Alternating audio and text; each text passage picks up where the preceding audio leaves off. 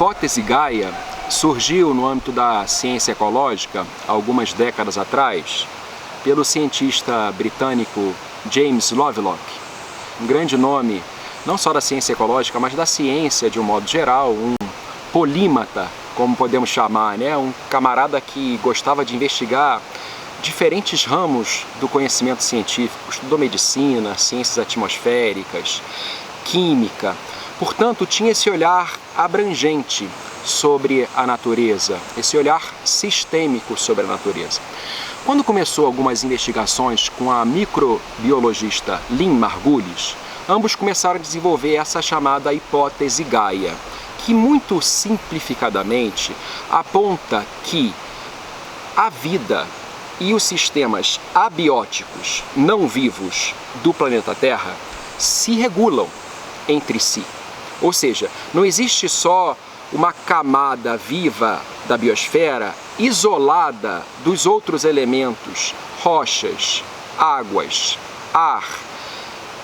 Isso é um sistema integrado no planeta Terra. Tomemos essa reflexão quase que poética, advinda dessa hipótese de Lovelock e Margulis, compreendendo que nesse processo de autorregulação a gente pode entender o planeta todo como um sistema vivo. E esse sistema vivo envolve os organismos, a biota, e envolve também os elementos inorgânicos, ar, água e rochas. É curioso a escolha do nome que batizou a hipótese. Gaia, Géa, a deusa grega que naquela mitologia grega representava, personificava a Mãe Terra. Então ali Lovelock já tinha alguns sinais de que havia algo vivo ali dentro no que ele quis chamar do planeta. Mais curioso ainda é a gente perceber como recorrente é a associação dessa Mãe Terra, dessa figura da Terra como algo feminino e maternal. Nossos irmãos aqui próximos, os incas, os povos andinos, pré-colombianos, falavam da Pachamama, também personificavam o planeta Terra numa figura feminina, de seios fartos para poder nutrir bem os seus filhos, como uma terra bem fértil que dá bastante alimento, ancas largas denotando fertilidade. Isso no mundo inteiro a gente percebe culturas que associam a terra com essa figura maternal. São Francisco de Assis, ao tratar todos os seres como irmãos, irmão Sol, irmã Lua, irmã Água, quando se relacionava à Terra, chamava a Terra de irmã e mãe.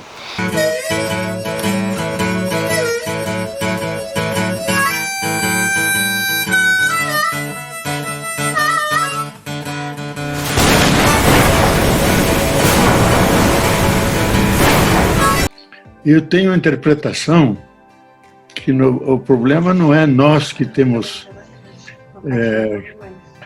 agredido a terra, temos feito isso, lógico. O agronegócio avança sobre as florestas, as cidades vão se aproximando cada vez mais do campo. 83% da humanidade vive em cidades, então a natureza quase desaparece.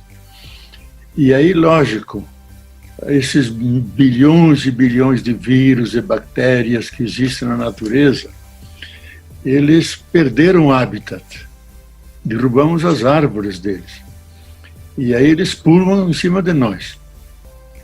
Então hoje é um dado de ciência que a Terra é um superorganismo vivo, que combina todos os fatores físicos, químicos, ecológicos, as energias do universo, da Terra, para produzir vida, manter a vida dela e produzir e reproduzir vida. Nós machucamos a Terra, exploramos todos os ecossistemas, atacando a Terra no solo, no subsolo, no ar, no mar, por todos os lados. E a Terra se defende como um organismo vivo. Então, a minha hipótese é que todos esses eventos extremos que tivemos nos últimos decênios, grandes secas, grandes nevastas, a Zika, vários vírus que atacaram a Terra, foram respostas contra-ataques à Terra contra a humanidade. Esse equilíbrio intuído ou apontado na hipótese Gaia, essa homeostase, ou esse equilíbrio nesse sistema vivo do planeta Terra, pode ser um equilíbrio saudável, assim como pode ser um equilíbrio que apresente desbalanços. Pode haver uma doença nesse sistema vivo, como qualquer sistema vivo, como a fisiologia do organismo humano, que uma vez acometido ou atacado por agentes externos ou internamente com algum problema ali fisiológico, vai gerar um processo doentio, um processo de doença. Caminhando nesse raciocínio, a gente pode perceber que a Terra tem sinais de adoecimento, sinais de febre, calor intenso, incêndios em proporções não constatadas no passado recente, desregulações atmosféricas, aumento de temperaturas, tufões, aumento do nível do mar, derretimento das geleiras das calotas polares, uma redução avassaladora dos grandes bolsões de biodiversidade do planeta, florestas tropicais, florestas mundo afora. Isso tudo gera um desequilíbrio nessa tênue homeostase do planeta. O fenômeno recente da pandemia Covid-19, eu acho que é uma evidência muito concreta desse desbalanço e desse adoecimento do planeta. A humanidade passa a acessar de forma agressiva e despudorada áreas naturais anteriormente protegidas, num processo muito rápido, e esse encontro de homens e mulheres com vírus, bactérias, micro-organismos que estavam ali em equilíbrio naquele ecossistema florestal, dado esse encontro tão abrupto, o próprio sistema imunológico humano não está adaptado para esse contato com esses potenciais patógenos. Muitas indicações da ciência médica sugerem que o surgimento da Covid está por aí. Vírus que estavam contidos em ambientes naturais, mas que chegaram desregradamente ao contato humano, talvez por vetores animais, e provavelmente pelo consumo de animais sem o devido tratamento, né? A gente viu aquelas imagens de mercados de animais vivos, ali um ambiente bastante insalubre. Então nesse contato a gente percebe que esse vírus chegou à humanidade trazendo o estrago que todos estamos testemunhando e vivenciando. Portanto, essa associação entre vida e planeta também se aproxima da associação entre doença e a sobrevivência da humanidade. Se queremos uma humanidade longeva, é necessário repensar todo o nosso modo de produção e de consumo para curar essa doença. O nosso contato com a natureza deve ser muito mais amigável. Para isso é necessário pensar para além da estrutura organizacional vigente na sociedade. O modo de produção capitalista que vivemos, baseado numa incessante coleta, no uso e abuso dos recursos naturais, está cobrando o seu preço agora. Estamos abusando da terra. Quando não há limites na ganância humana para absorver da terra, para sequestrar da terra os frutos que ela gratuitamente nos dá, há esse desbalanço.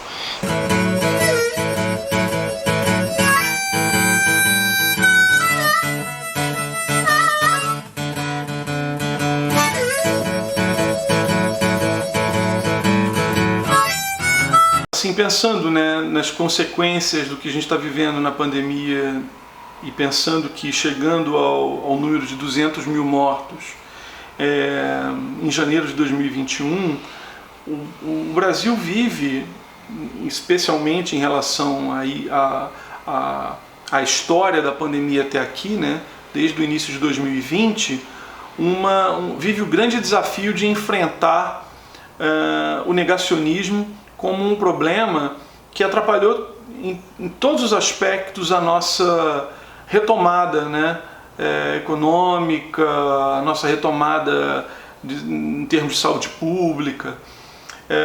O negacionismo me parece que é, na verdade, desdobramento, né, reflexo do que eu há pouco falava sobre a coisa de você ter uma sociedade muito egóica, muito egocentrada, né?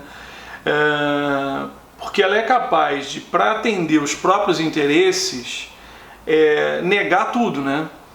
E sempre foi assim na história. Se a gente for pensar nos outros negacionismos, né, as pessoas que negam que a Terra é redonda, as pessoas que negam que o homem foi à Lua, as pessoas que negam o Holocausto, as pessoas que negam a tortura e a truculência e a violência absolutamente desproporcional do Estado brasileiro na ditadura militar. Se você olha para esse tipo de negacionismo e o encontra na sociedade fartamente, porque não encontraria no momento em que você está falando de uma coisa que é aparentemente, quer dizer, na verdade não, que é invisível, né? É um vírus, ele é invisível, você não sabe onde ele está. Então é lógico que há quem negue por ignorância, mas há quem negue também por individualismo, né? por egoísmo, no sentido de que se as consequências da pandemia impõem uma realidade, né, onde você, para se preservar, você tem que afetar a vida, né, o modo de vida de muita gente, o tal umbigo, né, fala mais alto no momento em que o indivíduo usa o negacionismo para atender os interesses do seu próprio umbigo e dizer não vou aceitar isso. E aí ele contraria todos os edifícios conceituais sobre os quais a civilização se construiu, né? Ele é capaz de contrariar a ciência, ele contraria a racionalidade, ele contraria tudo o que nós construímos em termos de conhecimento e que de alguma forma, da qual esses indivíduos se valeram, inclusive, para chegar onde chegaram. Tem a questão do coronavírus também, que, no meu entender, está sendo superdimensionado o poder destruidor desse vírus. Obviamente, temos no momento uma crise, uma pequena crise, né? No meu entender, é muito mais fantasia a questão do coronavírus, que não é isso tudo que a grande mídia propaga pelo mundo todo. E aproveito para fazer uma pergunta geral aos três. Pelo ritmo atual dos registros divulgados pelo Ministério da Saúde, né, os números oficiais, o Brasil deve chegar a um acumulado de 100 mil mortes por Covid-19 neste fim de semana, se não nesta própria sexta-feira. Como chegamos a isso? Começando pela doutora Natália Pasternak, por favor. Bom dia, Diogo, Leonardo, Nicoleles, Temporão. Prazer dividir aqui a tela com vocês. Chegamos nesse número, Diogo, por um misto de incompetência e negacionismo. Você não consegue combater um problema que você finge que não existe, e você não combate esse problema que você mesmo finge que não existe com soluções mágicas e negando a ciência e negando tudo que a ciência tem a oferecer em termos de controle de pandemia. O Brasil foi na contramão do mundo em implementação das medidas preventivas que poderiam ter evitado pelo menos metade dessas 100 mil mortes. E isso porque a gente sabe que provavelmente é muito mais do que 100 mil. Primeira, né, é a de implicações práticas no planejamento, né? Então, se você tem os órgãos de poder, né, o governo federal chamando de gripezinha, o que é a maior pandemia, a maior ameaça, nunca uma doença matou tantos brasileiros num período tão curto na história, né?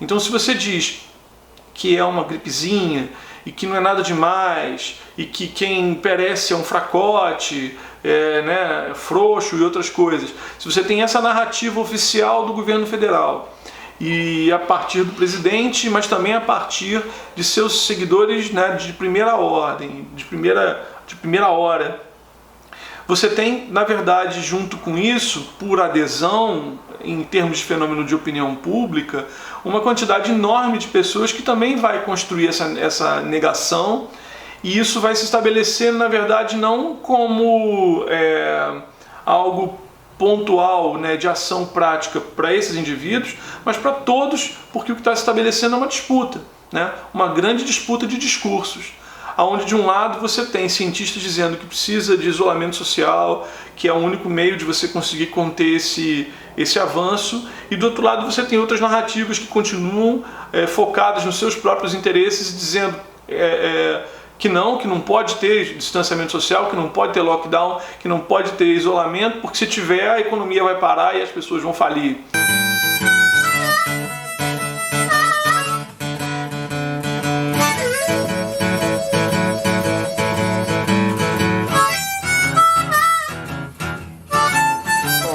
A pandemia, ela expressa uma radicalização dos processos que nós chamamos de vulnerabilização. Ou seja, populações já vulnerabilizadas por processos históricos de exploração, de exclusão social, de exploração econômica, mas também por aquilo que a gente chama das práticas ou as consequências do colonialismo, que as colônias acabaram, mas o racismo não acabou. A ideia de que existem seres humanos, populações e culturas inferiores no sul global ainda permanece. Então, essa combinação de fatores num país como o Brasil, que é um país muito vital, mas com inúmeras vulnerabilidades, a gente vai ter uma radicalização pela Covid que demonstra quem vão ser esses grupos mais afetados. Obviamente, os pobres, as populações negras, os trabalhadores de periferias urbanas e favelas e os trabalhadores uberizados que não têm direitos trabalhistas e que não têm, inclusive, a opção de dizer vou ficar em casa, vou praticar quarentena. Eles vão ter que aprender, ou têm que aprender a se virar em situações de extrema vulnerabilidade.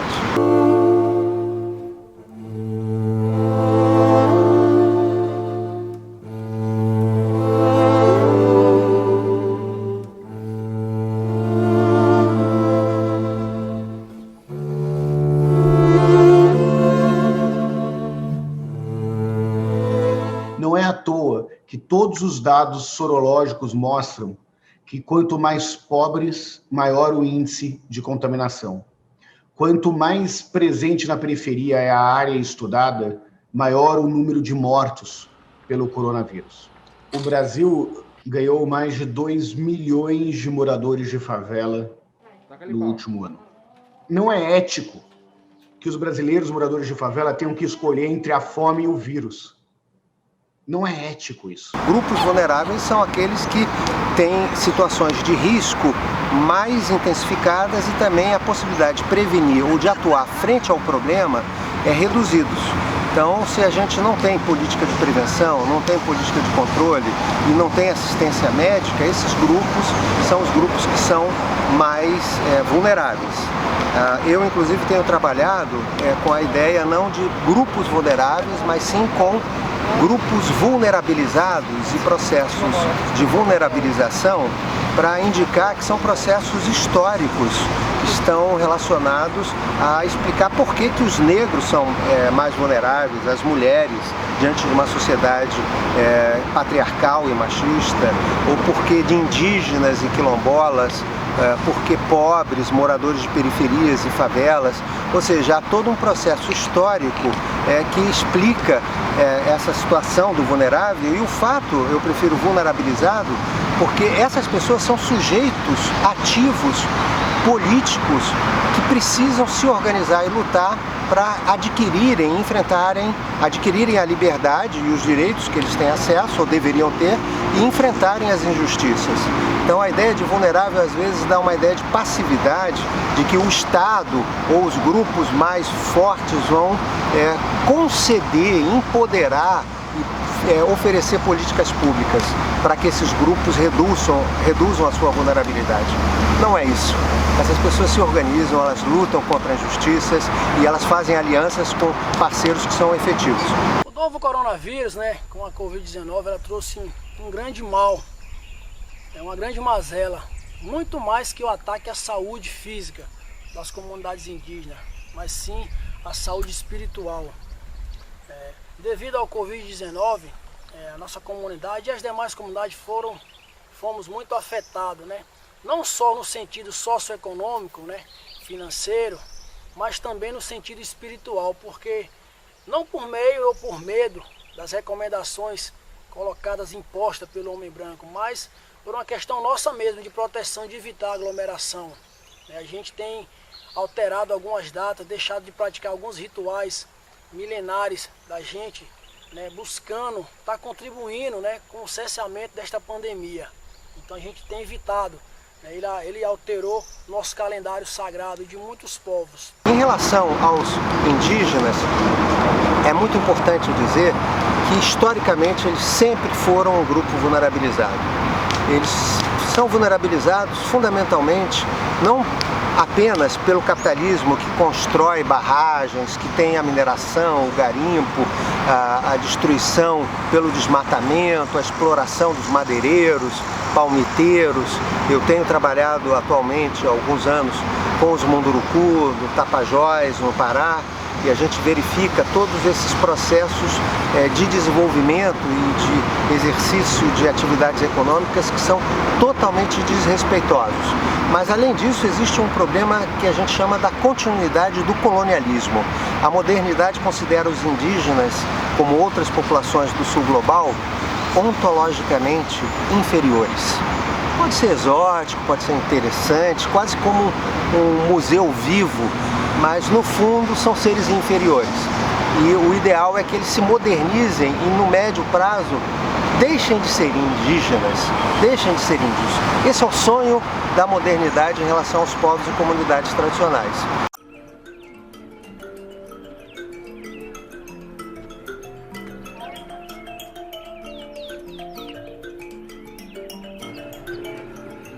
O governo disse que aqui não existia Munduruku nesse meio de Tapajós, mas existe. Como eu já falei, muitos anos nossos avós esteve por aqui.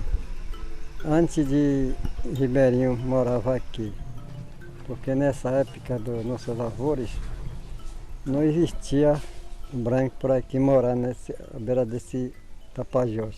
Esse rio Tapajós para nós é como a mãe da gente. Então toda a vulnerabilidade da questão indígena em relação à Covid, ela é uma intensificação de um mal-estar e de um problema mal resolvido que diz respeito à justiça histórica não realizada com relação aos povos indígenas terem as suas terras. Então os indígenas, principalmente os urbanos, são violentamente vulnerabilizados, mas também os indígenas em várias partes do Brasil, eles são vulnerabilizados porque o Estado efetivamente não implementa a capacidade de eles terem autonomia sobre a gestão dos seus territórios e há um processo permanente de invasão desses territórios, de ocupação desses territórios, de incapacidade de eles se protegerem. Então, a gente tem, além disso, uma outra violência que é muito importante de dizer: os indígenas que estão sendo vítimas de Covid-19, a gente conheceu inclusive algumas lideranças importantes, companheiros, amigos, parentes, se eles nos permitem dizer isso, entre os Munduruku, que foram a óbito, e existe um problema sério que diz respeito à própria violência cultural, ritualística do significado do enterro e da partida. Então são tantas violências que é muito importante a gente conhecer a vulnerabilidade, e os indígenas estão para além do Estado ou com as organizações do Estado que ainda permanecem diante de toda essa violência de privatização, de fragilização do Estado, atuando para reverter essa situação.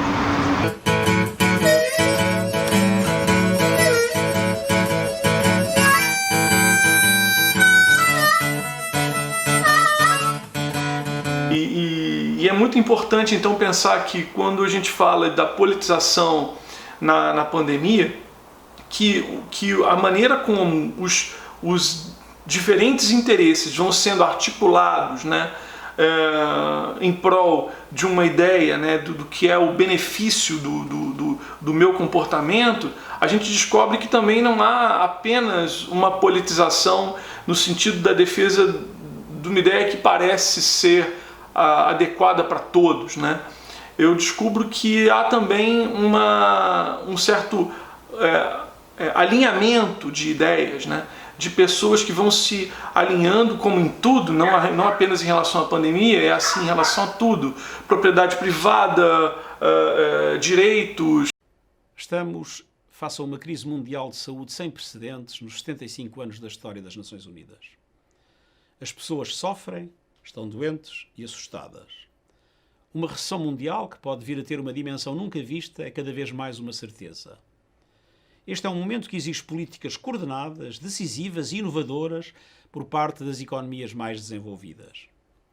Devemos enfatizar que os países mais pobres e as pessoas mais vulneráveis, especialmente as mulheres, serão os mais afetados. Esta é, acima de tudo, uma crise humana que exige solidariedade. A gestão desta crise pode também ser uma oportunidade única. Feita corretamente, poderemos apostar numa recuperação que trilhe um caminho mais sustentável e inclusivo. Apelo a todos os líderes mundiais que se unam e disponibilizem uma resposta urgente e coordenada. As Nações Unidas irão apoiar todos os governos para assegurar que a economia mundial e as pessoas que servimos saiam mais fortes desta crise. Mais do que nunca necessitamos solidariedade, esperança e vontade política para juntos superarmos esta crise.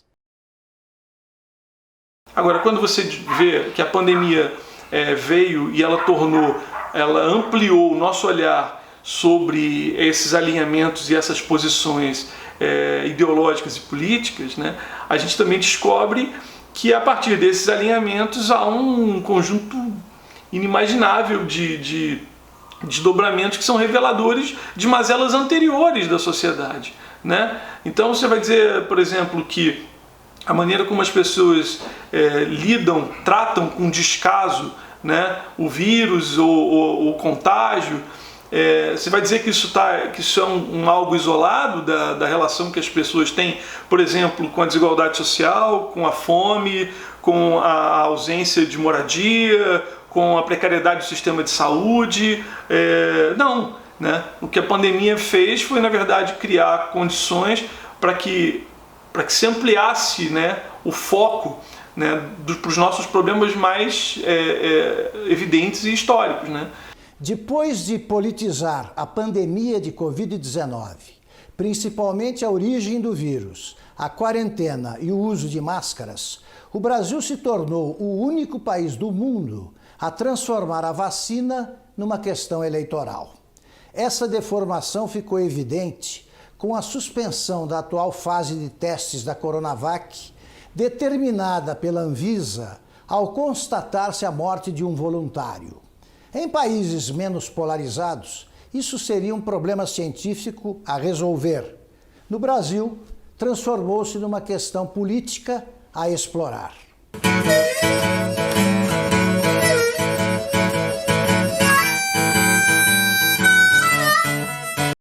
Na realidade, o Covid, ele é um estresse agudo, né? Ele é um trauma, digamos assim. E isso vai incidir nas pessoas de forma diferente, né? Eu prefiro falar um pouco disso e depois falar da própria questão da Covid, né? Então, um trauma, um estresse agudo, e que não foi um estresse agudo pequeno, né? Ele é contínuo. As pessoas, umas estão mais, outras menos preparadas para essas situações agudas, né? E aí, nessa situação aguda, né, alguns se transtornam, perdem um pouco o eixo, tem insônia, mudam o hábito alimentar, tem mudanças, mas essas mudanças a pessoa consegue ter um certo controle. Seria um choque natural. E tem outras que sofrem profundamente, né, porque mexem com instabilidades, com uma certa instabilidade e maturidade emocional que traz afeta muito, né, de uma forma mais intensa, né? O antídoto é sempre querer evoluir, se questionar sem tortura, né? Eu fiz uma coisa errada. Justamente esse que se tortura é aquele que está com o mundo dele muito limitado, né? Porque errar faz parte, a gente só aprende quando erra, né? A gente precisa de erros para conseguir aprender. Então, assim, você está envolvido, ter várias áreas na tua vida, intelectual, de amizade, laboral, familiar, né? Tem pessoas também que só vivem dentro do seio da família e não saem dali, só aquele lugar é protegido, né?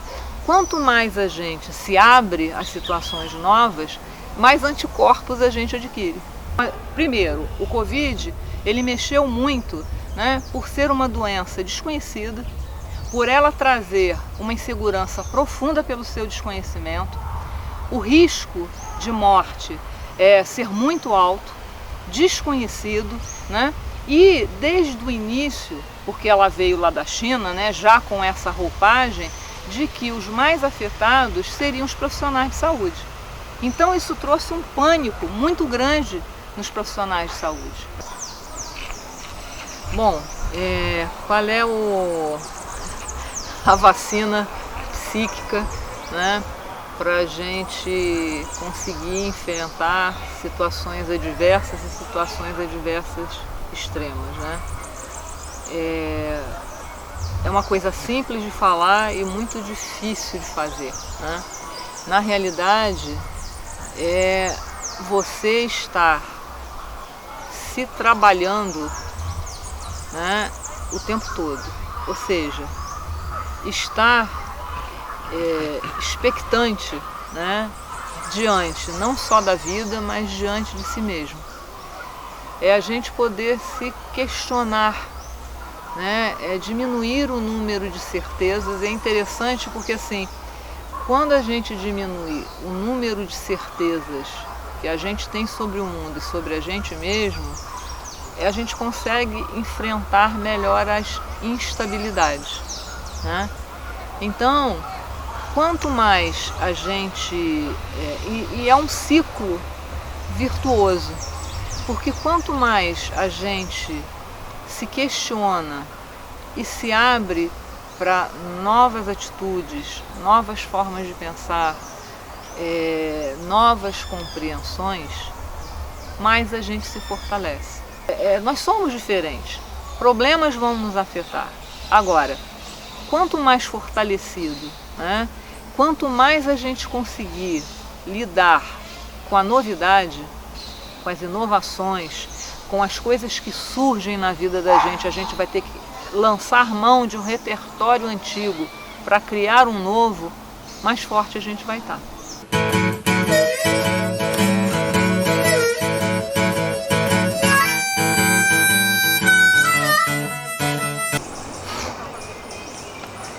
A ciência tem demonstrado de forma consistente e muito robusta os benefícios da espiritualidade e religiosidade na saúde. Isso também tem relação com o momento atual, com a pandemia pela Covid-19. Mas antes disso, é fundamental que possamos diferenciar o que é espiritualidade de religiosidade. Espiritualidade, ele tem várias definições, não tem só uma definição. Mas a definição que a ciência tem utilizado muito e que foi uma definição consensual, que envolve inclusive uma grande autoridade no assunto, a doutora Cristina Puchalski, esse conceito ele tem sido muito aplicado, em que, primeiro ponto desse conceito, ele tem relação com a humanidade, ou seja, é uma vivência intrínseca e dinâmica do ser humano. Independe se ele tem religião, se ele não tem religião, se ele é agnóstico, não importa. E qual religião ele professa.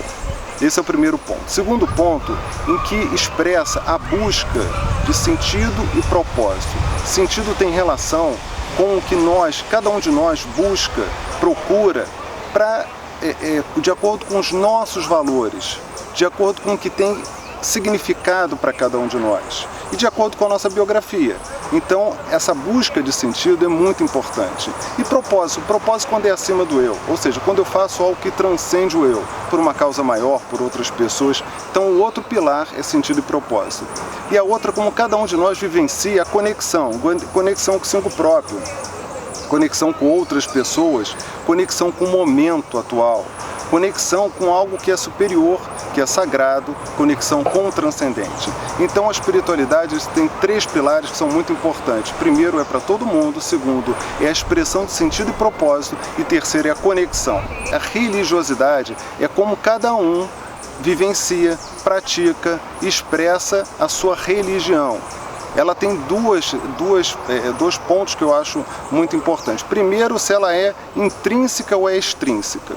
Extrínseca é quando a gente vai a algum lugar e a gente quer algum benefício, a gente utiliza daquilo de forma que não vivencia.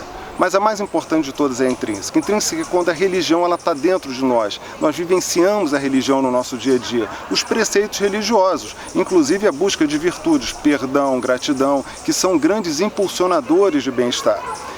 E o outro ponto da religiosidade, se ela é organizacional, ou seja, se a gente vai a algum templo religioso, comunhão com outras pessoas, vivencia engajado na religião, na sua religiosidade, ou não, ela não é organizacional, seja em casa, é a prece, é a leitura de algo religioso, é na televisão assistir algo que seja religioso, enfim, uma conversa relacionada à religião e também gera conexão. Então a religiosidade, ela é importante se diferenciar da espiritualidade porque ela tem relação com religião, ela está vinculada à religião. A espiritualidade é algo maior, que pode ter ou não religião e pode a pessoa, inclusive, independe da religião ou não ser, inclusive, religioso. Eu, por exemplo, como um profissional da área de saúde, eu fiquei no front, enfim, no que eles chamam à frente, né, do tratamento das pessoas o tempo todo, de qualquer pessoa, independente de ter Covid-19 ou não. O fato é que em março, logo no iniciozinho, em que pouco se conhecia sobre a doença, a despeito de todo o engajamento da ciência na busca de entendimento do tratamento, da abordagem dessa doença, fato é que eu comecei com sintomas da Covid-19 em março. Eu tinha levado minha família, inclusive, para um local distante do Rio de Janeiro. Eu tive contato com a minha família nesse dia. E quando cheguei em casa, eu comecei a ter febre, alteração do apetite, do paladar, enfim. Eu tive a percepção que eu realmente comecei com os sintomas. Primeiro sentimento, primeiro enfrentamento meu foi absolutamente desadaptativo. Foi um sentimento de culpa muito grande. A culpa ela é profundamente desadaptativa. Por isso, inclusive, pegando esse gancho, a importância da terapia, do auto-perdão, da busca do auto-perdão e da autocompaixão. Fato que nesse momento eu não pensei nisso. Eu simplesmente me senti culpado e isso me gerou muita ansiedade. Eu fiquei muito ansioso. Menos preocupado comigo, mas mais preocupado com o que poderia acontecer com os meus familiares fora da minha presença. E que eu era o culpado, eu poderia ter sido realmente culpado.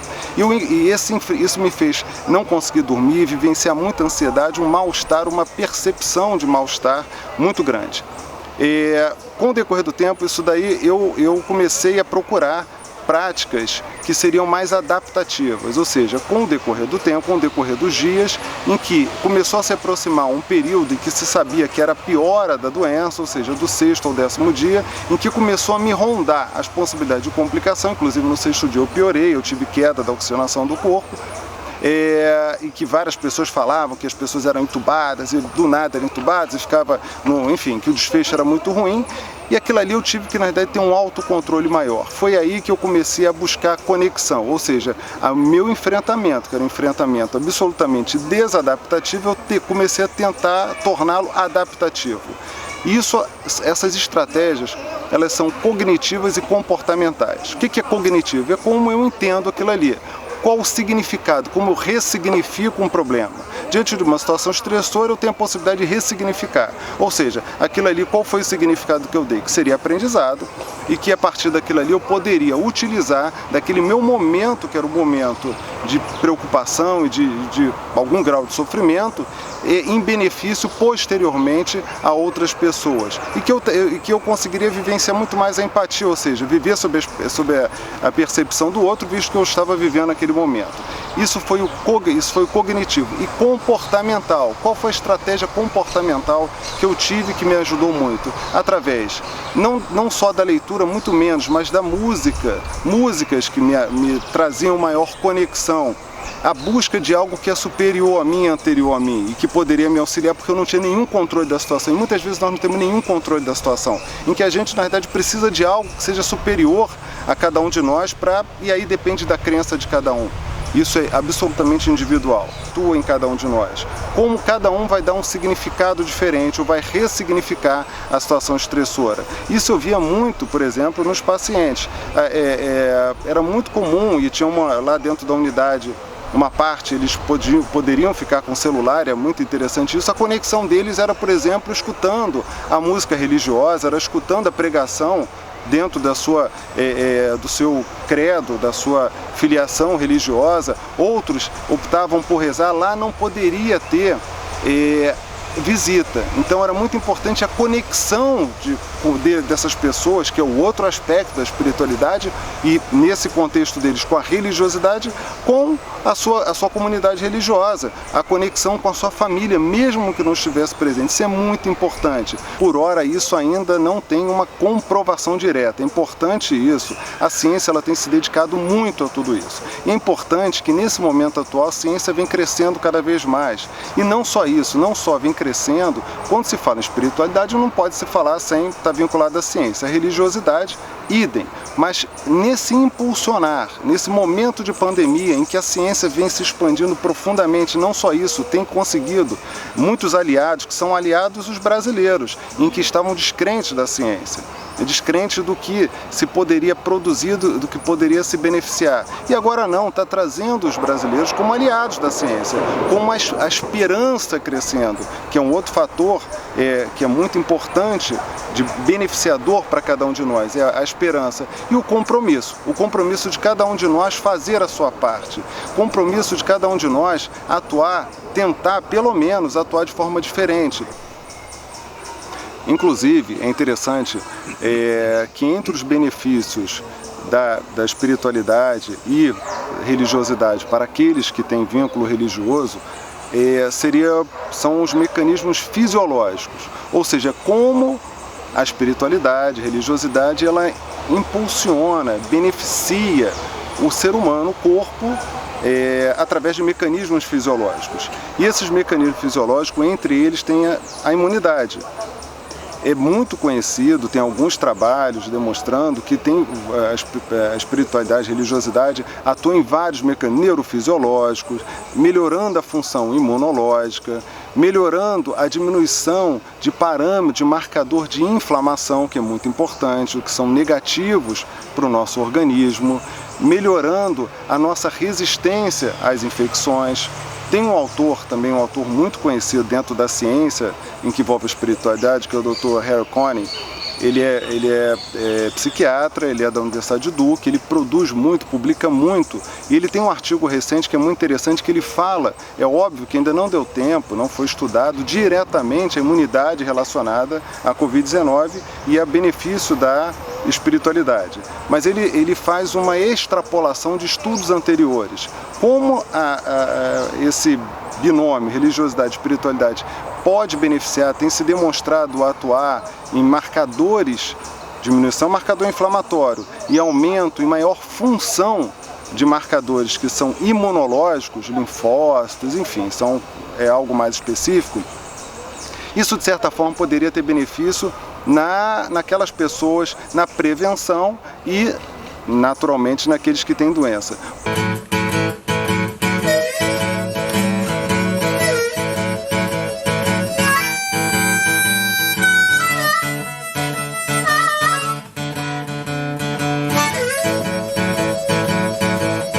Foi no início de maio e cheguei em casa numa quarta-feira, era final de abril, finalzinho de abril, já início de maio. Cheguei em casa um pouco cansada, me senti meio estranha, era uma quarta-feira à noite. Fui dormir. De madrugada acordei com muita dor de cabeça. Falei, pode ter sido alguma coisa que eu comi, né? Foi um dia de lanche, então você acaba abusando e tal. E aí comi, falei, bom, deve ter sido alguma coisa e tal. Tomei um remédio e tomei eu lembro de ter tomado um chá de boldo. E não passou. Dormi, quando foi de manhã, acordei com a mesma dor de cabeça e muita dor no corpo. Falei, putz, eu acho que é uma chikungunya. Bem, a Covid-19 chegou do mundo inteiro no ano passado, já tem um ano, e eu fui um dos primeiros infectados.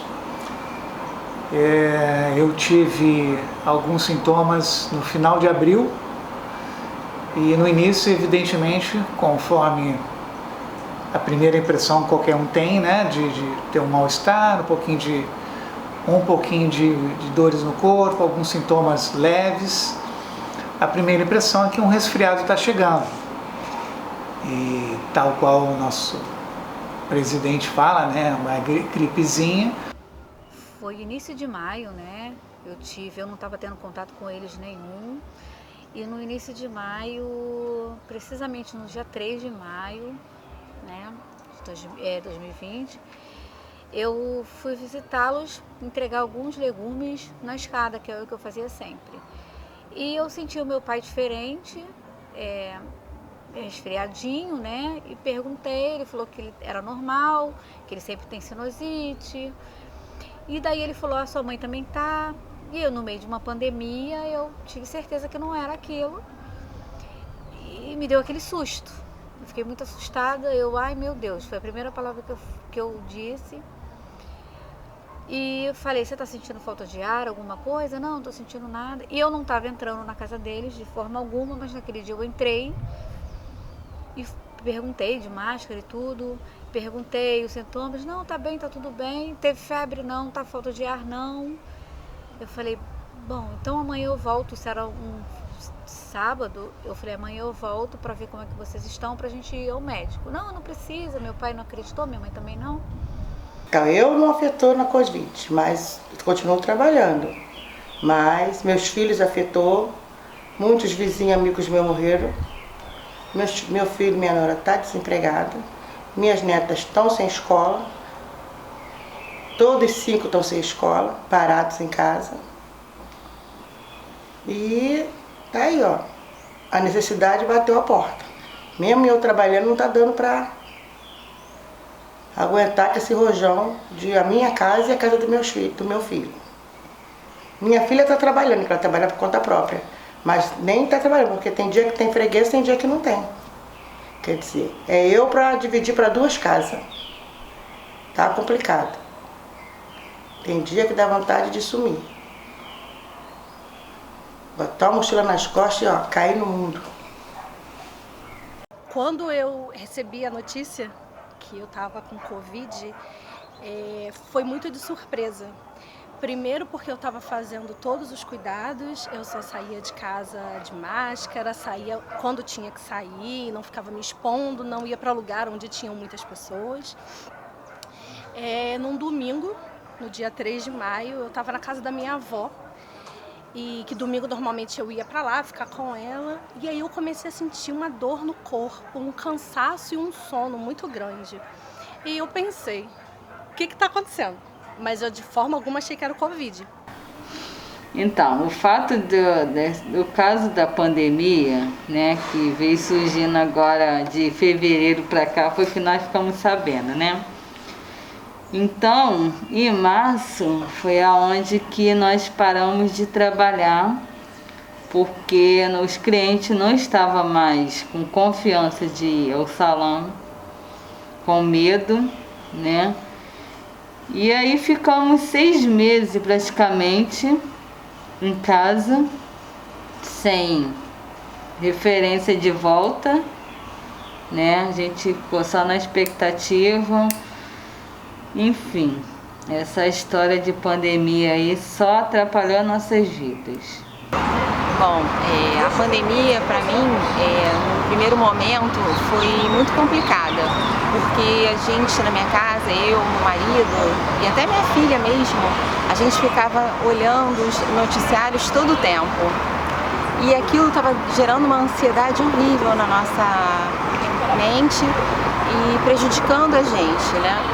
E então teve um determinado momento que a gente resolveu romper, ver menos as notícias, uma vez por dia, e fazer uma rotina de noticiários, porque a gente não estava mais aguentando. Em nenhum momento, daquele momento, passou pela minha cabeça de ser Covid, né? Porque a gente ouve, a época, né? Tava logo no início e tal, a gente ouvia falar muito de falta de ar, de tosse, de problemas na garganta, né? De cunho mais respiratório. Então eu não imaginei que fosse, isso não passou pela minha cabeça, pelas dores que eu tava no corpo, né? Nas articulações e tal. Bom, um pouco antes da pandemia se tomar conta aqui no Rio de Janeiro, né, no Brasil, eu fui contratado por uma empresa em São Paulo. Então eu estava começando a me preparar para a mudança. Eu já tinha ido para São Paulo, comecei logo na primeira semana de março a trabalhar em São Paulo, né? E aí antes do meio do mês entrou a pandemia e o processo de mudança, né, que eu ia na frente. Depois a Ítala com as crianças iriam depois. A gente estava discutindo se elas iriam só no final do ano ou no meio do ano. Esse plano foi todo cancelado, né? A empresa botou todo mundo de home office e aí eu acabei voltando para o Rio de Janeiro, né? Comecei a trabalhar daqui. A empresa percebeu também que as pessoas trabalhando de home office gerava redução de custo para a empresa, e você não tinha perda de produtividade, né? Muito pelo contrário, as pessoas acabavam até produzindo mais, né? E hoje a possibilidade até mesmo acabando a pandemia, de voltar para São Paulo é remota. Então esse lado da pandemia me permitiu me manter em casa junto com a família.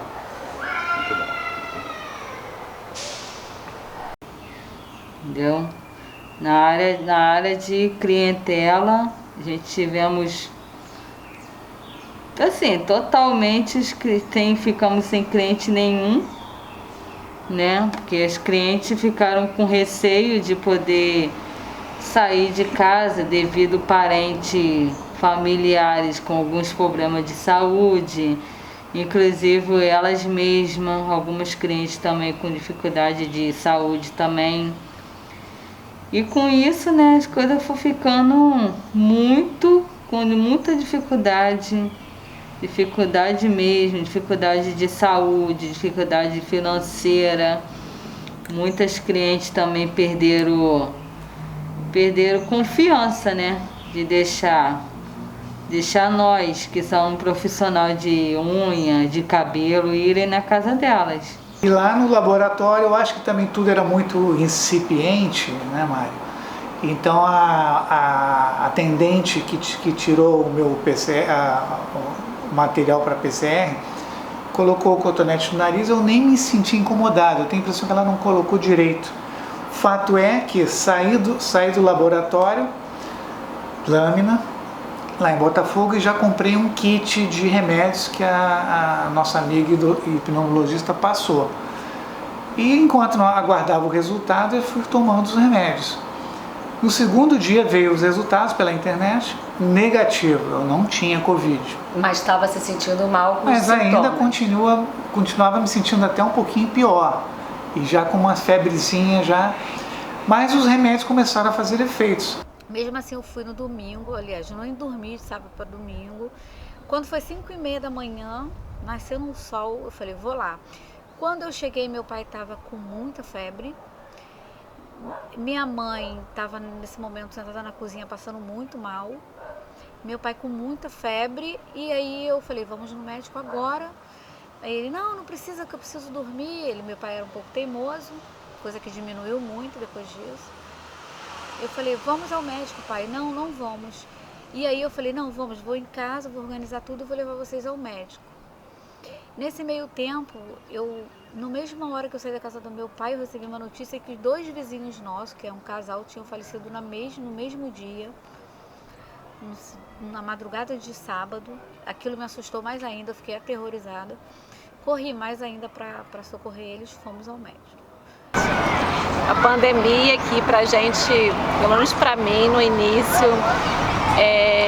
eu acho que eu tive um período de negação, eu não sabia assim, se realmente a amplitude, né? Realmente se a gente precisaria fazer o afastamento, de ficar em casa, achei que não fosse durar muito. E depois, à medida que o tempo foi passando, eu fui percebendo, né, da importância de usar máscara, do cuidado comigo, cuidado com o próximo. E então teve esse período de negação, depois teve um período de tristeza, de sentir saudade das pessoas. O meu pai, que mora muito perto da gente, assim, praticamente uns 3 quarteirões a gente ficou sem ver. E ele ia lá em casa 2 vezes por semana nos visitar, a gente saía para comer pizza, então foi muito estranho, assim, né? Você tá perto de pessoas e você não poder estar junto. Eu falei, pronto, peguei isso, e agora? O que eu faço? Né? Eu moro numa casa muito pequena com os meus pais, meu pai infartou tem 1 ano, então uma preocupação muito grande, porque até então, né, no início da pandemia, existia um grupo de risco, que hoje em dia não existe mais, né? Todo mundo pode pegar, enfim, as pessoas pegam de forma muito diferente. Então eu fiquei muito preocupada, porque a minha avó tem 85 anos, meu pai, né, até então era grupo de risco. Eu pensei, pronto, se eu peguei isso, e agora? O que eu vou fazer? Né? E aí nós conseguimos marcar o teste, fomos fazer o teste. Eu fiz na mesma semana, né, na sexta-feira, então pouquíssimos dias dos sintomas. E aí até eu pegar o resultado, eu estava certa que não era o Covid. E aí quando eu vi o resultado, eu pensei, e agora? O que eu vou fazer? Nós somos um casal assim, muito caseiro, né? Então, assim, a gente gosta muito de estar em casa. Então, a pandemia pra gente não trouxe assim tanta mudança assim, nessa questão do emocional de estar dentro de casa, né? Lógico que assim, você ficou muito limitado, né? De ir na rua, com medo, né? Acho que o que afetou muito foi a separação das meninas e dos avós, né? Porque ambos já são idosos, estão em grupos de risco. Então logo no início, que o lockdown estava mais rigoroso, a gente ficou muito tempo sem se aproximar deles, né? Tanto a gente quanto eles sentiram bastante nesse início, né? Hoje a gente já tem uma rotina de visitá-los no final de semana, todo mundo de máscara e tudo mais, mas no início, até com a incerteza de como é que as coisas iam se desenvolver, a gente estava bastante preocupado, né? Acho que esse tipo sentiu um pouco mais. E no início foi muito difícil, porque a gente não sabia como ia ser, quantos dias iam ser e tal. E a gente se focou em fazer coisas para arrumar a casa, coisas que a gente não conseguia fazer nunca. Então teve um pouco de alívio nessa pressão, porque a gente conseguiu colocar coisas em dia que a gente não fazia nunca. Mas aí depois, logo no mês de maio, o meu marido, ele teve Covid. Só que a Covid não foi diagnosticada, foi diagnosticada como se ele tivesse voltado até o linfoma que ele teve em 2018. E ele ficou 1 mês internado no hospital, de quarentena, a gente não podia visitar. E eu e a Júlia ficamos sozinhas, né, Juju, nesses momentos. E foi muito difícil para mim e para ela, porque a gente ficou muito insegura no sentido que a gente não podia visitar, não sabia, a gente via pela internet, ele não estava ficando melhor, não acertaram o diagnóstico, e ele teve alta, voltou para casa muito doente ainda. E a gente passou o mês de junho e julho com esse problema. E aí foi um momento muito difícil nas nossas vidas. E aí, enfim, fiquei em casa bebendo água e comendo, mas sem nenhum apetite. Sem febre, mas com muitas dores no corpo e muito enjoo, muito enjoo. Para dormir não consegui, de sábado para domingo. Quando foi domingo, ainda com muitas dores, sem apetite, com muito enjoo, era um refluxo, na verdade, né? Não vomitei, mas era muito enjoo, náuseas, muita dor de cabeça. No domingo permaneci assim o dia todo, estava um dia chuvoso, um dia frio. Na segunda-feira eu fui ao médico. E aí, quando eu relatei para o médico tudo que eu vinha sentindo, né, nesses dias, ele falou, então, bem-vindo ao Covid. Bom, para a família está sendo um desafio, né? Para nós pais, principalmente para mim, a questão de dividir o tempo, né? Com a família, com o trabalho. Até quando você vai no trabalho, até quando você vai dar atenção às crianças, né? Como dividir o tempo. A questão também da saudade dos pais, dos sogros, porque a gente não consegue se ver, tem que ver a distância, fala online, mas não é sempre a mesma coisa, a gente sente falta do contato físico, né?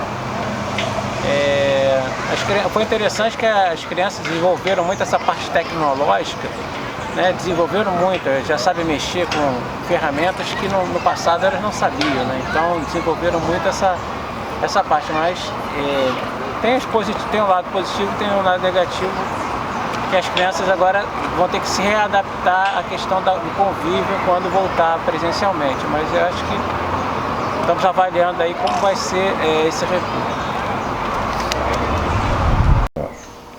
Na minha família, como eu estava falando, eu pude ter a oportunidade de estar mais próximo da minha mãe, né, porque ela é idosa, e cuidar mais, né, cuidar dela, inclusive a minha filha também, que já teve depressão e às vezes sofre de ansiedade.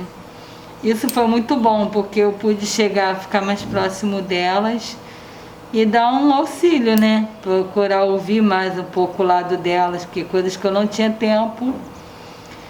E na minha área financeira, assim, eu tive algumas ajudas, sim. Eu tive algumas clientes minhas que, por vontade delas mesmo, me ligaram, mandaram mensagem perguntando se eu estava precisando de ajuda, sabendo da situação. Muitas delas sabem que a gente trabalha, né, de comissão, então elas mesmo tiveram o auxílio delas poder me ajudar, foi muito bem agradecido, agradeço muito a elas. E na área nessa parte aí desse auxílio, não consegui dar entrada.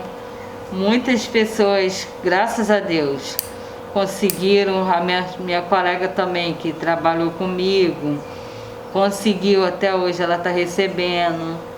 Mas eu não tive essa oportunidade não, mas eu agradeço muito a Deus porque eu tive pessoas que podem me ajudar.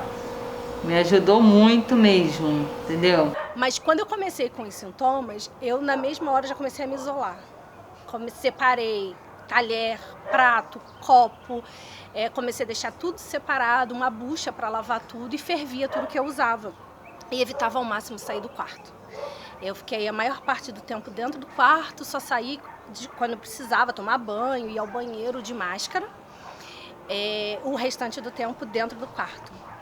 Então foram 21 dias dentro de um quarto, né, onde a minha comunicação com o mundo exterior era o celular, quando eu tinha vontade, porque nem isso dá vontade, né? Eu senti muita dor de cabeça, uma dor ardida muito grande nas costas, muito sono, mas não dá vontade de dormir, porque você não tem posição para dormir, né? É uma moleza muito grande, mas eu não fui ao médico. Eu tomei dipirona de 10, acho que de 8 em 8 horas, de 6 em 6 horas, eu não me recordo. Tomava muito própolis, chá.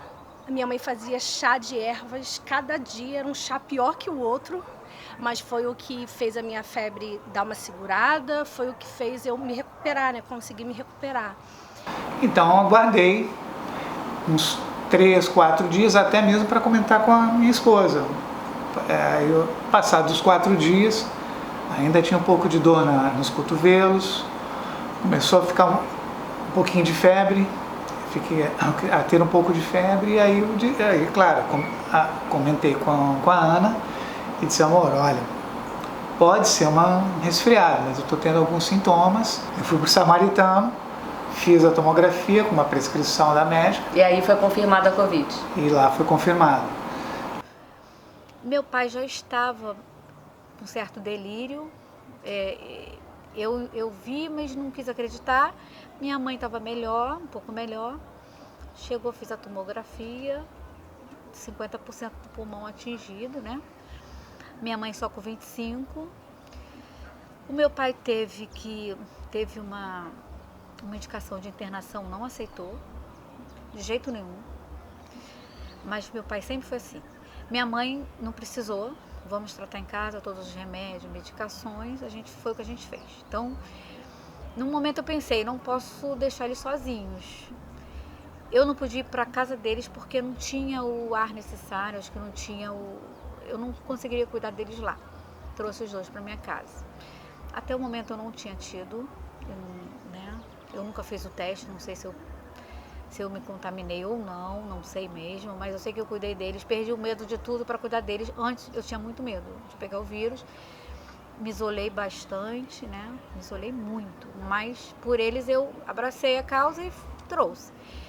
Nisso foram praticamente 30 dias de luta. A pandemia, assim, não a pandemia, mas a quarentena em geral, mudou muito o jeito de comunicar com os amigos, com as pessoas, com os parentes, e mudou também a rotina de todas as casas. Lá em casa, a gente começou a ter tempo para fazer certas coisas que a gente não tinha nunca tempo. A gente percebeu que dava pra gente fazer a nossa própria comida e a comida ficou com uma qualidade melhor. A gente conseguiu conviver mais, aprender mais sobre uns e os outros, e a gente também conseguiu descobrir o que a gente gosta. Eu descobri que eu gostava de jogar certos jogos, minha mãe descobriu que ela gostava de certas leituras. E assim, o fato do meu pai ter tido Covid e tal, me fez refletir, né, como todo cuidado é necessário, porque ele sempre foi uma pessoa bem cuidadosa com esse tipo de coisa e ele teve do mesmo jeito. Então, isso reforçou os cuidados e também a gente aprendeu bastante que mesmo sem pandemia a gente deveria estar higienizando as mãos, higienizando os nossos objetos, mesmo sem pandemia, porque o germe ainda existe mesmo sem pandemia, germes, vírus. Então, assim, a pandemia foi um lugar de reflexão mesmo. Eu tive perda de memória. Teve uma época que logo depois, que eu não lembrava nada.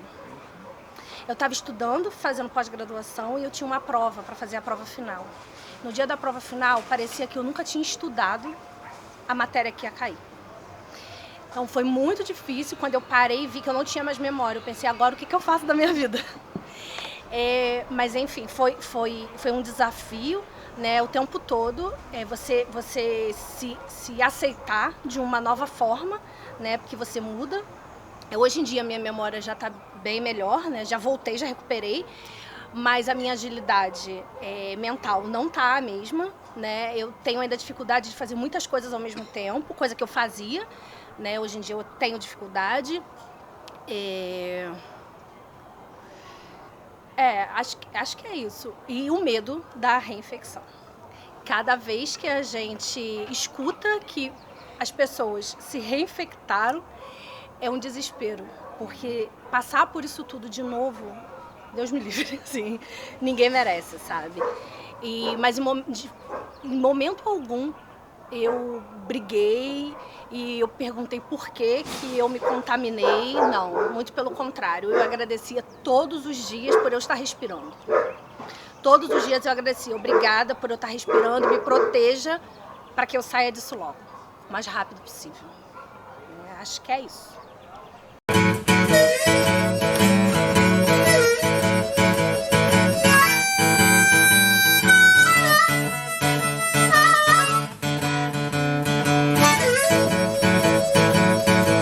Nós fomos pegos de surpresa no dia 16 de março, quando saiu, né, uma resolução do Estado, cancelando todas as aulas e com isolamento social.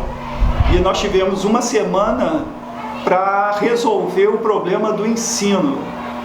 Então nós montamos, através do Google Classroom, montamos as turmas, as professoras passaram a publicar materiais e também em contato com todos os pais e alunos através do WhatsApp, e isso se deu mais ou menos durante um mês. A partir daí a gente passou também a fazer aulas online e publicando também material no Google Classroom.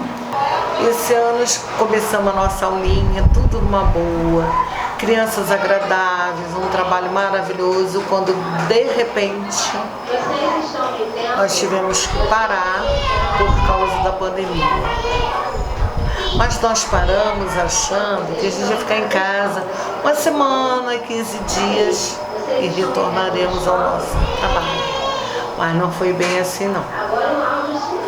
Nós tivemos que nos modificar, que nos mudar, e essa mudança teve que vir de dentro para fora, para que o trabalho realmente fosse um trabalho seu, uma continuação do seu trabalho. No início da pandemia foi um momento assim muito complicado para todos nós, particularmente para mim, porque eu tenho 2 filhas que elas têm TDAH e uma delas tem dislexia, então tem apoio de fonoaudióloga, tem psicólogas envolvidas e professoras particulares para dar um apoio, um suporte a elas. Então, a gente no início, primeiro teve um recesso, né, logo que começou, só que recesso para os alunos, porque os professores ficaram tendo reuniões online o tempo todo, né, pra gente, porque os coordenadores e diretores também estavam perdidos, né, porque todo mundo foi pego de surpresa. Então, e a expectativa era sempre que fosse retornar no início, né, era sempre de 15 em 15 dias, se não me engano, que a gente ia se planejando nas aulas, né. Então, no início, foi um recessozinho para os alunos, para a gente teve que começar a pensar em plataformas, em o que a gente ia utilizar. Tivemos que baixar essas plataformas nos nossos computadores e aprender a utilizar num tempo recorde, aprender a gravar aula, que coisa que nunca tinha feito na vida, e no início foi sim aulas gravadas, né, e preparando atividades que a gente chama até de assíncrona, né, que não é ao mesmo tempo online, né, ao vivo. Então passando as folhinhas e mais o vídeo como apoio para os alunos, e a direção e coordenação também, todos tendo que se instrumentalizar em tempo recorde, né? Porque ninguém estava pronto para isso. Então, de início foi pisando em ovos. Como ser um artista, né? Porque você tem que ser um artista. Eu estava sendo filmada para poder aparecer numa telinha para dar aula. E logo eu que levo horas e horas para falar de uma coisa, eu tive que reduzir tudo que eu fazia em pouco tempo. Porque eu não poderia ficar me explicando como eu explico na escola. Porque senão tomaria assim muito tempo e as crianças iam ficar saturadas, né? Então tivemos que mudar, foi muita troca para a gente aprender até a lidar com isso e não deixar cair a qualidade do trabalho. E com relação à questão do estudo à distância, né, eu achei que a escola facilitou um pouco a matéria, mas ela fica muito tempo, muitas horas estudando. Então, a pandemia mudou a educação, que de uma hora para outra a gente teve que migrar da sala de aula para a nossa sala da nossa casa, e a gente não estava preparado para isso. Né? A gente deixou os alunos da sala de aula e teve que começar a dar aula pela internet, através do computador, sem nenhuma instrumentalização, sem nenhuma preparação para isso. Foi uma transição assim, bem difícil em muito pouco tempo, né? A gente não teve muito tempo para se preparar para isso. Todos os professores passaram por isso, né? Uma experiência bem difícil, né? Na pandemia, está sendo muito difícil, né? As aulas online e tudo, né? Mas eu tô me aproximando de umas amigas minhas da escola que, tipo, eu não conversava muito, né? Eu tô falando com elas pelo chat, né?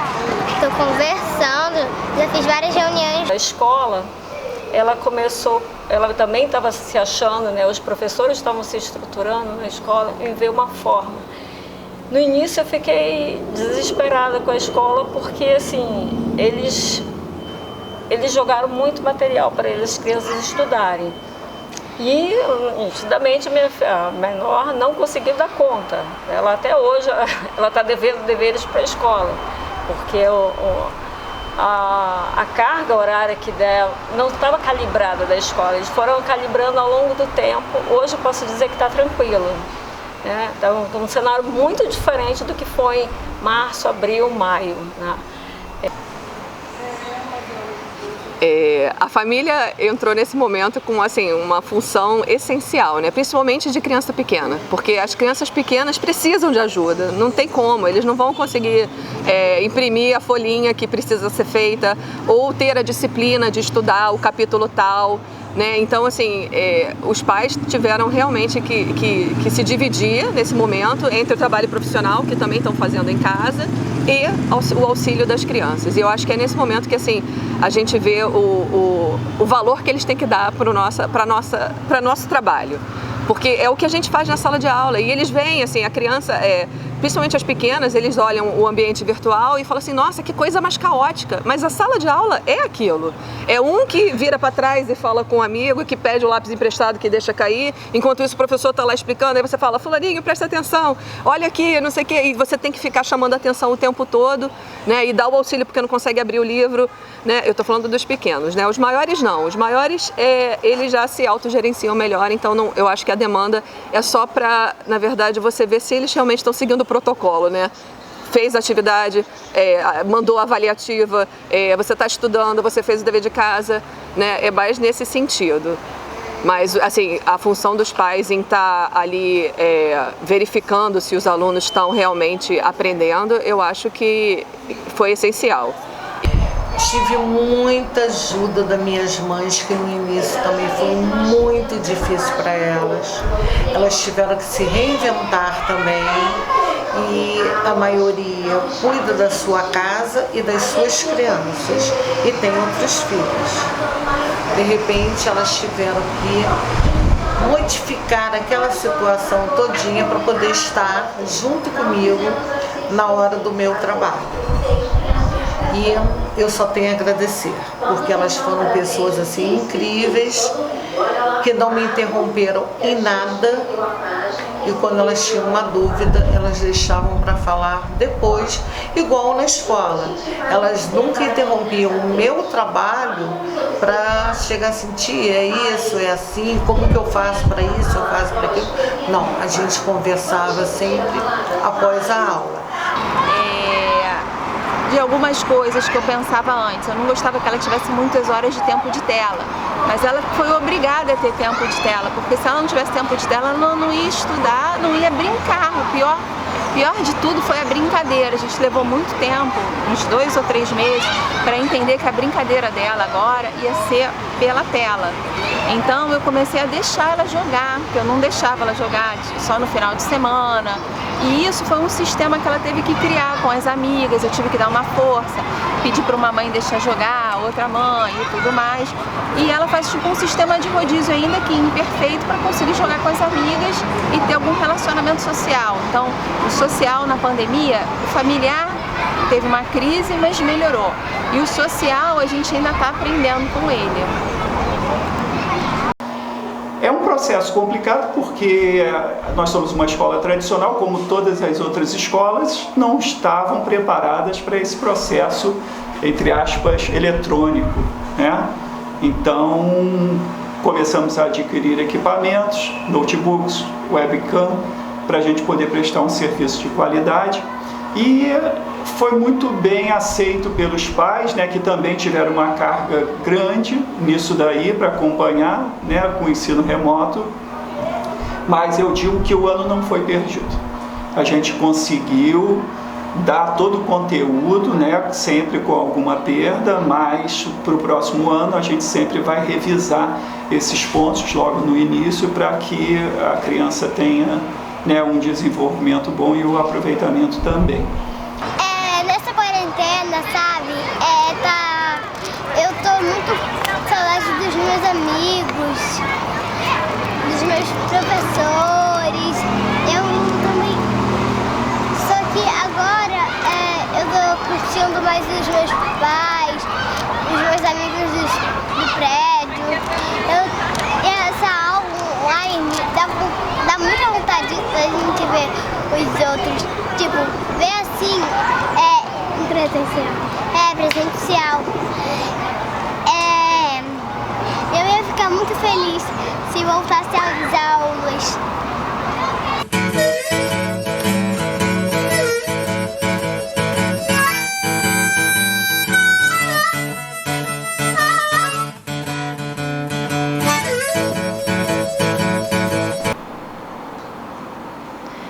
Então, a Covid no Brasil é uma questão muito complicada. Eu penso que o nosso governante, né, o presidente da República, ele dá um péssimo exemplo para a gente, para todos os brasileiros, porque ele demonstra ser uma gripezinha e não é, né? Então isso preocupa muito porque todos nós ficamos expostos. Quanto mais pessoas não levam a sério essa doença, ela se multiplica. Eu lembro que quando começou isso há 1 ano, nós estamos em março, tem exatamente 1 ano, eu achava, nossa, a previsão era de chegar a 80 mil pessoas morrendo de Covid. Eu achava, mas não vai chegar mesmo, isso vai passar. Nós estamos a quase 500 mil pessoas. Eu acho que também tem uma questão aí espiritual, porque era esperado, já é esperado, isso é muito divulgado na doutrina espírita, que a gente está passando por um momento de transformação do nosso planeta, de provas e expiações para um planeta de regeneração. Estamos chegando no período de ranger dos dentes, né? Que nada mais é esse sofrimento todo que a gente está passando para a gente se iluminar, melhorar. A Covid essa doença toda, é uma oportunidade das pessoas poderem mudar a forma de existir, né?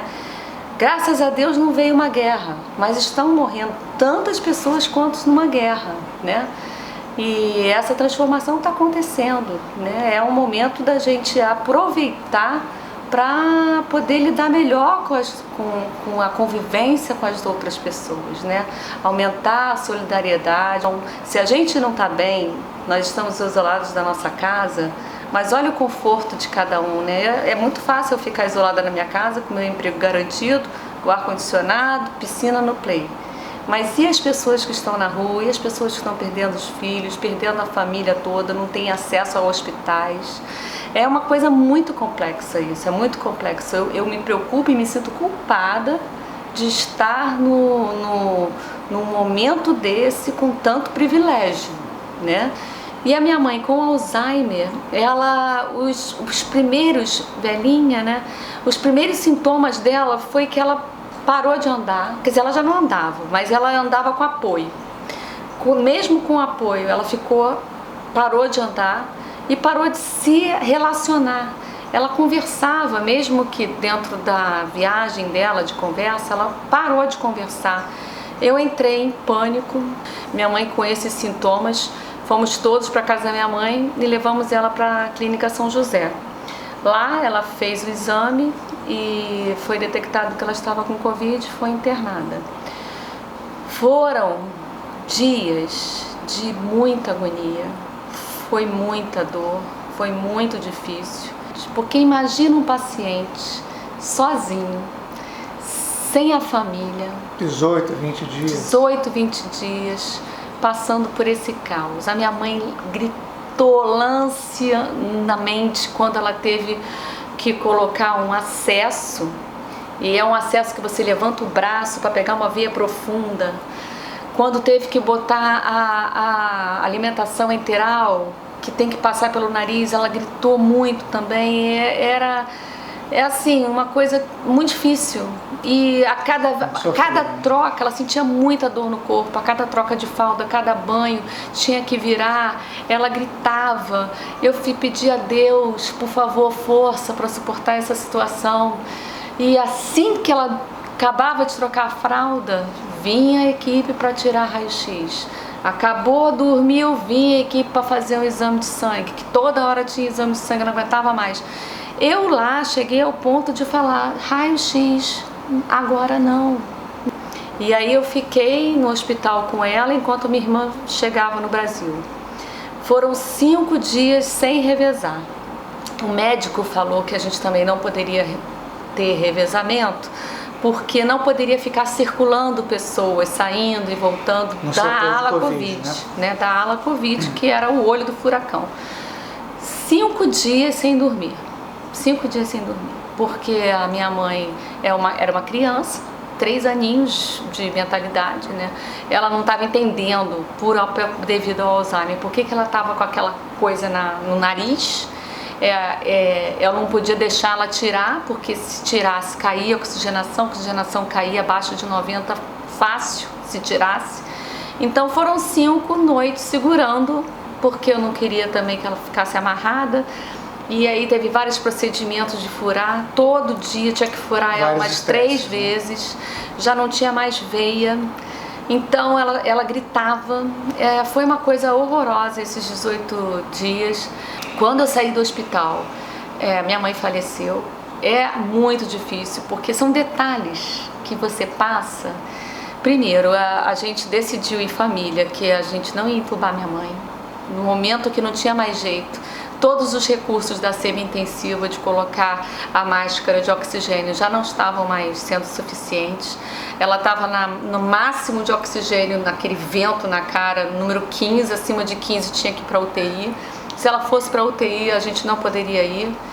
E se ela fosse entubada, a chance dela não conseguir era muito maior e o sofrimento era enorme. Nós decidimos, não, a intubação não sofrer. E aí é uma decisão difícil, porque só quem ama muito toma essa decisão. Porque é um momento de desapego. Você tem que se desapegar, você tem que amar, você tem que acreditar que a vida não acaba, que continua. Você tem que ter muita crença nisso, porque a gente é espírita na teoria. Na hora da prática... Dói, né? É uma dor muito difícil. Eu pedi perdão a Deus, porque nesse dia minha fé estava lá no chão. Graças a Deus tenho amigos maravilhosos na casa. Eu rezei muito, eu pedi muito, eu sentia meu protetor, eu sentia um carinho, sabe? Nos momentos mais difíceis a gente sente o carinho do protetor. Pedi perdão pela tão pouca fé que eu tinha. Lembrei de Maria com o seu filho no colo e a minha mãe. Nesse dia que foi dia 24 de janeiro desse ano, de 2021, 6 horas da manhã, minha irmã liga aqui pra casa, me manda ir pro hospital. Aí no hospital, porque essa decisão é uma decisão difícil, né? Não, a gente não vai entubar a mamãe. Aí foi um dia assim, de angústia, de calvário. Foi um dia de calvário da minha bebezinha. Ela foi sedada, o médico me confirmou que ela não estava sentindo dor física, mas ver a sua mãe definhando, e eu falava pro médico, doutor, ela tá pulando, ela pulava, ele, calma, isso é o cérebro dela. Espasmos. Ela estava tendo espasmos, isso é o cérebro dela mandando comandos para os músculos, para o corpo sobreviver. Mas pra gente que é leigo, que a gente não tá lá, cada espasmo, você parece que a pessoa tá sentindo alguma coisa. Ele me tranquilizou, falou que não. Nós passamos de 6 horas da manhã até a hora dela desencarnar, assistindo ela tendo esses espasmos. E passa aquilo na cabeça, gente, será que eu escolhi minha mãe morreu? Eu não deixei ela entubar, mas aí eu, ao mesmo tempo, tentava lembrar o que o médico falou, que ela não iria, que a dor seria maior, que ele mesmo não escolheria a mãe dele nessa situação. E pedindo a Deus a espiritualidade de luz para que acompanhasse, para que deixasse ela calminha, e falando para o espírito dela, que eu sei que estava ali, porque eu ainda estava ligado ao corpo dela, falando, mãe, prometemos para ela uma das coisas que ela mais se preocupava. Nós prometemos para ela que eu e minha irmã, a gente não vai mais brigar. Que a gente, mesmo que a gente brigue, a gente vai ficar de bem, que os nossos natais vão ser dedicados a ela. E aí nós fizemos uma linda oração com 2 padres, eu, minha irmã e minha mãe, nós de mãos dadas, rezamos o Pai Nosso, Ave Maria. Então foi uma cerimônia muito íntima, foi a despedida, mas o tempo inteiro, aquele momento, graças a Deus, me veio por inspiração agradecer aquele corpo que serviu de base para o espírito dela atuar nesse mundo, que atuou muito bem. Agradecer a ela tudo que ela me deu, porque esse espírito é de muita luz, me deu uma base maravilhosa para existir.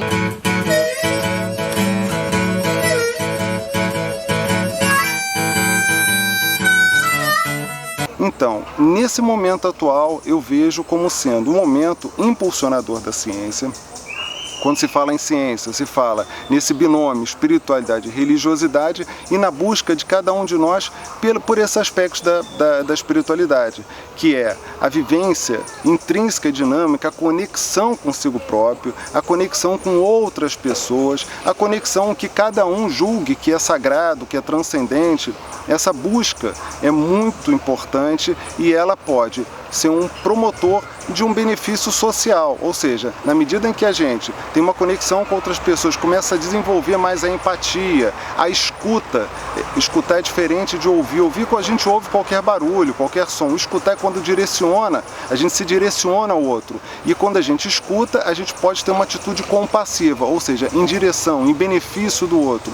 E que a gente possa agora entender isso melhor, aprender isso de forma melhor e procurar vivenciar a busca de cada vez mais sentido e cada vez propósito em nossas vidas.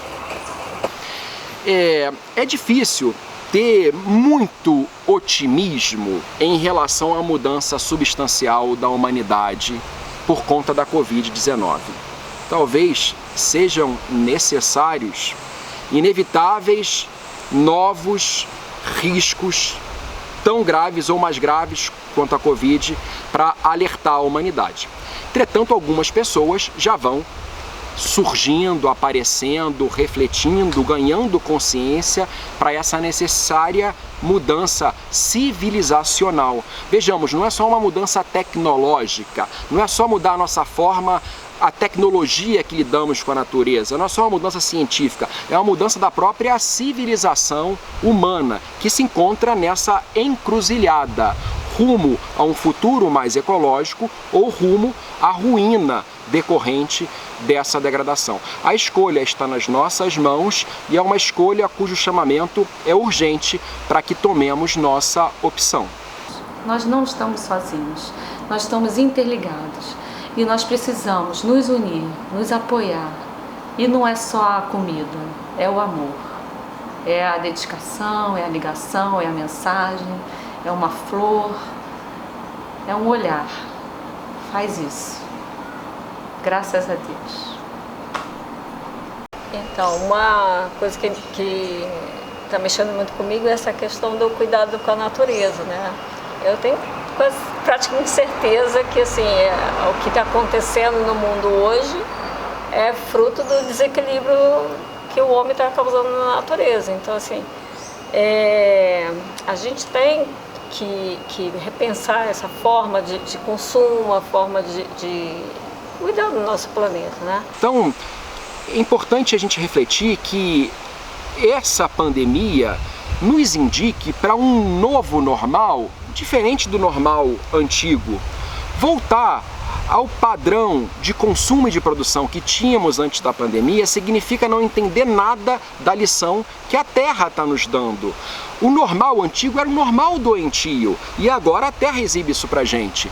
Há de se pensar, portanto, no novo normal fundamentalmente novo, onde essa busca gananciosa pela exploração da natureza se converta progressivamente numa relação harmoniosa da humanidade com todos os seres vivos e não vivos que dividem conosco o planeta Terra.